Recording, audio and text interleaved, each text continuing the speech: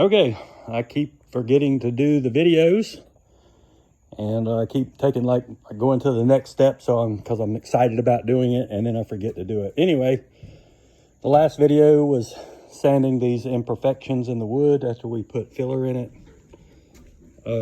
After that, I put the Tough Coat primer slant sealer on. It was 1 gallon worth.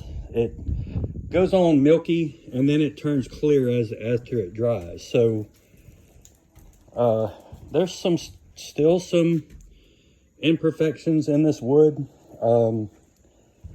but now I'm committed to go past it, but it's in an open area that I can do a patch later on if I want to. Anyway, she's all sealed up.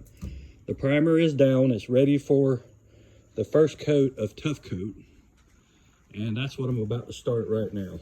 So this is after the sealer. First coat of Tough Coat going down. And then I'll do a video, try to do a video,